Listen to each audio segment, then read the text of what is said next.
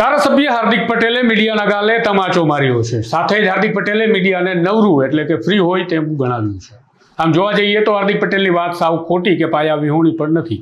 તેમને જે વાતને લઈ આવું મેણું માર્યું છે તેમાં જરા પણ અતિશયોક્તિ કે ખોટી વાત પણ નથી. વિગતે વાત કરીએ કે હાર્દિક પટેલે મીડિયાના ગાલે તમાચો શા માટે માર્યા અને શા માટે તેમને તમાચો મારવાની જરૂર પડી તેના વિશે.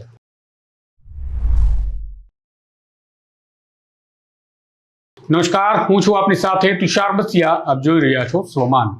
લાંબા સમયથી સમયના ગર્તમાં ખોવાઈ ગયેલા પાટીદાર આંદોલનના નેતા હાર્દિક પટેલ ફરી કેટલાક માધ્યમોના કારણે ચર્ચામાં આવ્યા છે. વળી તેઓ ચર્ચામાં આવ્યા તો કોઈ મહાન વાત કે મોટા પગલાંને લઈને ચર્ચામાં નથી આવ્યા. સાવ ક્ષુલ્લક કહી શકાય તેવી એક ફેસબુક પોસ્ટના કારણે તેઓ ચર્ચામાં આવ્યા છે. તાજેતરમાં જ હાર્દિક પટેલે એક સ્ટોરી સ્વરૂપે પોસ્ટ મૂકી હતી કે અમે શાંત છીએ, સંત નહીં. મનમાં વહેમ હોય તો કાઢી નાખજો, કેમ કે આ શરૂઆત છે, અંત નહીં. બસ આવી પોસ્ટ જોતા જ કેટલાક માધ્યમો અને ક્રિએટર્સ ચોંટી પડ્યા કે હાર્દિક પટેલે આ શું લખ્યું છે, કોના માટે લખ્યું છે, કેમ લખ્યું છે, કોના તરફ ઇશારો કરતા લખ્યું છે. વળી કેટલાકએ તો સંશોધન ચાલુ કરી નાખ્યું કે આવું લખવાથી હાર્દિક પટેલ કોને પડકાર ફેંકી રહ્યા છે. આવું સામાન્ય નાગરિકો કરે તો વાંધો નથી, પરંતુ જ્યારે પત્રકાર કે જેનું બૌદ્ધિક સ્તર અને વિચારસરણી કદાચ સહેજ ઊંચી હોવી જોઈએ તેવું કહેવાય છે, તે લોકો પણ મચી પડે તો થોડું સાવધાન થઈ જવું પડે. અને કદાચ એટલે જ હાર્દિક પટેલે ફરી ફેસબુકમાં સ્ટોરી મૂકી લખ્યું કે આજકાલ અમુક લોકો એટલા ફ્રી છે કે ગમે ત્યાંથી સમાચાર શોધી લે છે. હવે તો ઇન્સ્ટાગ્રામ કે વોટ્સએપમાં સુવિચાર પણ મુકાય તેમ નથી, તરત જ સમાચારમાં આવી જવાય છે.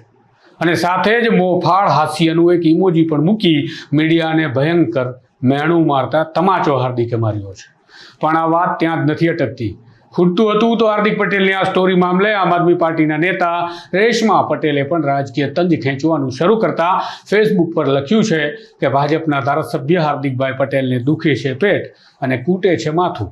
વાત તો સુવિચારથી મંત્રીપદના સિંહાસન પર બેસવાના અબરખા ભાજપ સુધી પહોંચવાની છે. આગળ રેશમા પટેલ લખે છે કે હાર્દિક પટેલ 24 કલાક રહે તેવી ફેસબુક સ્ટોરીમાં કહે છે કે અમે શાંત છીએ, સંત નહીં. મનમાં વહેમ હોય તો કાઢી નાખજો. અરે ભાઈ હાર્દિક, પહેલા તો ભાજપ સામે સુરા થઈને ભડકતા હતા અને હવે ખાલી ફેસબુકમાં 24 કલાકની સ્ટોરી પોસ્ટ કરી સુરસુર્યું બની ભડક્યા છે. પાછા કહે છે કે સુવિચાર મૂકીએ તો નવરા લોકો સમાચાર બનાવી દે છે, નવરા તો ભાજપે કરી દીધા. આ રેશમા પટેલ લખે છે. હવે રેશમા પટેલના અને હાર્દિક પટેલના બંનેના શબ્દોમાં આમને સામને નિવેદન દેખાય છે, પણ બંનેમાં મીડિયાની તો આબરૂ જ લઈ લેવામાં આવી હોય તેવું પ્રતીત થઈ રહ્યું છે, કેમ કે તેમણે તો સ્પષ્ટતાથી કહ્યું છે. જોવા જઈએ તો હાર્દિકે કહ્યું કે સુવિચાર મૂકો તો એ સમાચાર બનાવી નાખે એટલા ફ્રી છે કેટલાક. તો સમાચાર તો પત્રકાર બનાવે અને મીડિયા તેને બતાવે, એટલે તમાચો તો તેમના ગાલ પર જ થયો કહેવાય. અને એ જ રીતે રેશમા પટેલે પણ કહ્યું કે નવરા લોકો સમાચાર બનાવી દે છે તો નવરા તો ભાજપે કરી દીધા. ટૂંકમાં મીડિયાને ભાજપે નવરું કરી દીધું, માટે આવી સ્થિતિ છે તેવું કદાચ રેશમા પટેલ કહેવા માંગતા હશે. તો આ છે આપણા ગુજરાતી કહેવાતા માધ્યમોની જે કહી તો રહ્યા છે કે અમે પત્રકારત્વ કરી રહ્યા છીએ, પણ ક્યારેક ક્યારેક એવી વાતો ખુલીને સામે આવી જાય છે કે તે સદંતર ખોટું બોલી રહ્યા છે તેવું જૂઠાણું તેમનું પકડાઈ જાય છે અને નેતાઓના મહેણા તેમના ગાલે રહી જાય છે. આ પ્રકારના અહેવાલ વિશ્લેષણ માટે જોતા રહેજો તમારા સ્વમાનને. નમસ્કાર.